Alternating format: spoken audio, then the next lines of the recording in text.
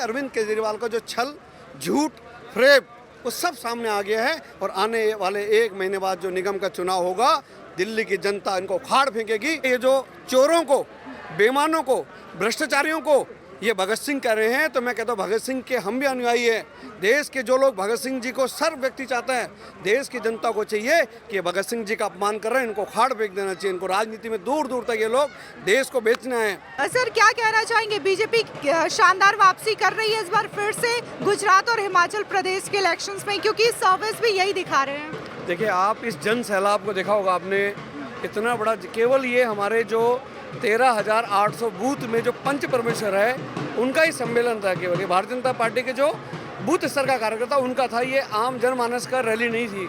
और ये समझ लीजिए कि भारतीय जनता पार्टी के कार्यकर्ताओं ने अब ये प्रण कर लिया है कि दिल्ली में जो 8 साल से जो भ्रष्टाचार, जो अपराध, जो मतलब जिस तरह के भ्रष्टाचार, और जिन्होंने मतलब भ्रष्टाचार की सारी सीमाएं तोड़ दी है, इन्होंने कांग्रेस के भ्रष्टाचार को भी रिकॉर्ड तोड़ दिया है, उसको भारतीय जनता पार्टी के कार्यकर्ता में उखाड़ फेंकेंगे। अगले जो निगम के चुनाव आ रहे हैं उसमें बिल्कुल आम आदमी पार्टी का सफाया हो जाएगा।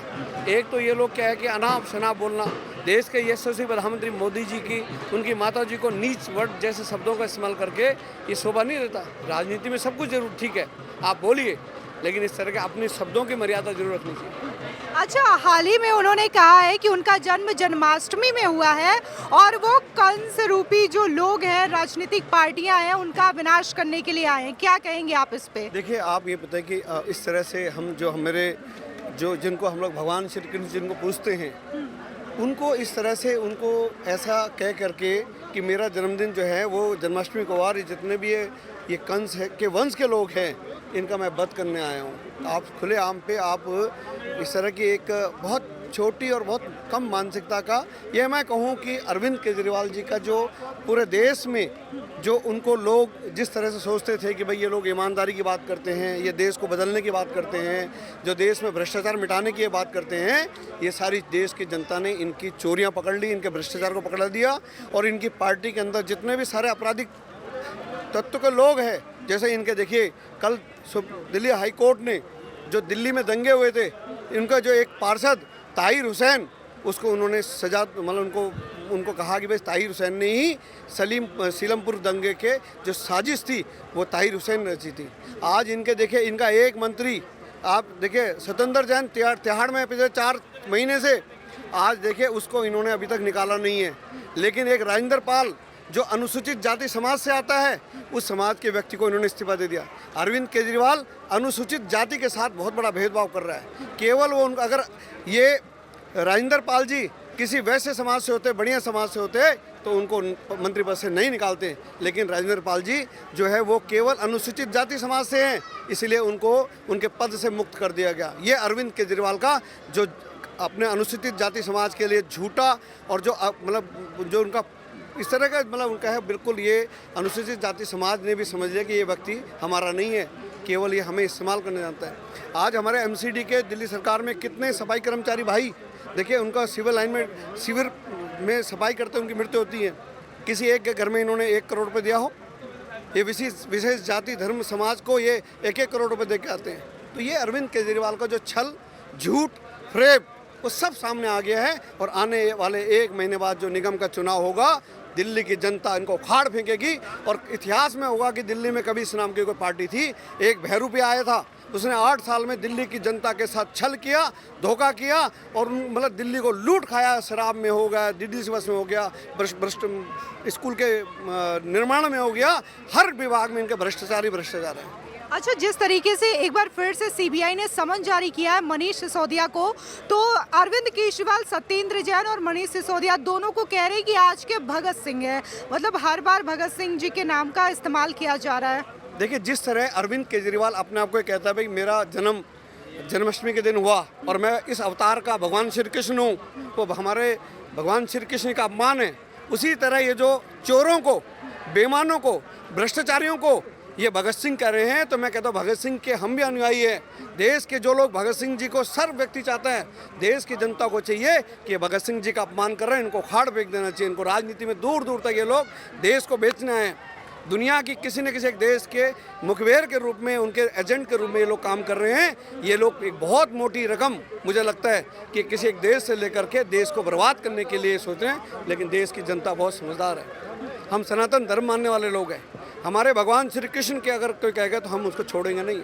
जो गलती अरविंद केजरीवाल ने कर दी, जो इन्होंने शराब की बात करें, दिल्ली में कभी इतने साल हम लोगों की हो गए दिल्ली में रहते हुए, एक बोतल के साथ एक बोतल फ्री, एक पेटी के साथ एक पेटी फ्री। शराब की जो कंपनियां थी, उन जो कंपनियां ब्लैक लिस्टेड थी, जिन कंपनियों को कभी कहा कि भाई इनको आइंदा पूरे देश में कभी भी ठेके नहीं देंगे, उनको इन्होंने ठेके दे दिए। सारा मतलब पूरी चोरी का अधिकार उन कंपनियों को दे दिया।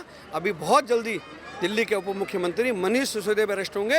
17 लोगों के अगेंस्ट FIR है, उसमें से 2 या 3 लोग अरेस्ट हो गए हैं। बहुत जल्दी सब लोग अरेस्ट होंगे। इनका झूठ का, इनकी बेईमानी का ये जो गढ़ा है, ये अब फूटना शुरू हो गया। ये आज देखें, लाखों कार्यकर्ता यहाँ पूछे हैं, ये कार्यकर्ता आज इनका जो झूठ, पाप का, भ्रष्टाचार का, जो इनका जो गरीब के साथ जो अत्याचार किया, जो इनका झूठा अनुसूचित जाति समाज के लिए जो इनका दिखावा है, उसका खुलासा हो गया। क्या लगता है इस बार हिमाचल प्रदेश और गुजरात में बीजेपी की दमदार वापसी होगी? देखिए जी, इसमें तो कोई शंका नहीं है, कोई संशय नहीं है। भारतीय जनता पार्टी पूर्ण बहुमत से हिमाचल प्रदेश, गुजरात और आगामी दिल्ली नगर निगम चुनाव में सरकार बना रही है। यहाँ पे आई हुई भीड़ से आपको अंदाज़ा लग गया होगा कि जितने लोग अंदर नहीं हैं, उससे अधिक लोग बाहर इंतजार कर रहे थे। तो हम पूर्ण बहुमत से गुजरात, हिमाचल प्रदेश और दिल्ली में सरकार बनाने जा रहे हैं। अच्छा, एक बार फिर से मनीष सिसोदिया को ईडी ने समन किया, क्या कहेंगे? किस तरीके से केजरीवाल सरकार में लगातार करप्शन हो रहा है? देखिए जी, मनीष सिसोदिया जी के बारे में जितना बोला जाए उतना कम है। उनका चेहरा कुछ है, रियलिटी अलग है। वो करते कुछ हैं, होता कुछ है। चाहे वो शिक्षा में घोटाला हो या शराब में घोटाला हो। केजरीवाल सरकार का जो मुख्य उद्देश्य है, वो सिर्फ और सिर्फ जनता को लूटना, भ्रष्टाचार को बढ़ावा देना और दिल्ली के अंदर अराजकता फैलाना है। इससे ज़्यादा कुछ नहीं। सारे काम आज भी किसी खुले मंच पर कोई भी डिबेट कर ले, 5 साल में जो काम दिल्ली के विकास के लिए सब क्षेत्र के अंदर भारतीय जनता पार्टी की सरकार ने किया, वो आज तक कोई दूसरी सरकार यहाँ पर नहीं कर पाई। इसलिए पंच परमेश्वर भाइयों और बहनों, आप सबसे मेरा विनम्र निवेदन है कि आप भाग्यशाली हो, आप हृदय से, मन से और आत्मा से पार्टी के काम में लगे हो। आने वाली जो चुनौतियां हैं, उसके लिए आपको सिर झुकाकर कहीं मुंह लटकाकर जाने की जरूरत नहीं है। आपके कागज पर भी, अभी मैं जब कार्यकर्ताओं से मिलने गया तो मैंने देखा कि हर एक चेयर के ऊपर ये कागज रखे हुए थे और इनके अंदर आपके MCD के, नरेंद्र मोदी जी की सरकार के, दिल्ली में हमारी सरकार ने क्या क्या किया, हर क्षेत्र की असाधारण उपलब्धियों का इतना विस्तृत वर्णन है। इसलिए पूरे गर्व और स्वाभिमान के साथ पंच परमेश्वर अपने अपने बूथ के ऊपर, जो कि आप ही हमारी असली ताकत है, जब पार्टी बूथ जीतती है, पंच परमेश्वर जीतता है, तो फिर पार्टी का जो है प्रधानमंत्री भी बनता है, पार्टी की सरकार भी बनती है, पार्टी MCD भी जीतती है, पार्टी का सांसद भी जीतता है। तो मैं आज के इस अवसर पर, ये पर्ची भी मुझे दोबारा आ गई है, मैं आप सबको ढेर सारी शुभकामनाएं देता हूँ, बहुत बहुत बधाई देता हूँ, बहुत बहुत आपका अभिनंदन करता हूँ। भारत माता की जय। एक बार मेरे साथ फिर से बोल देंगे, भारत माता की। धन्यवाद। धन्यवाद आदरणीय डॉक्टर हर्षवर्धन जी। साथ में दोनों मुट्ठी ऊपर उठाकर, दोनों हाथ उठाकर मुट्ठी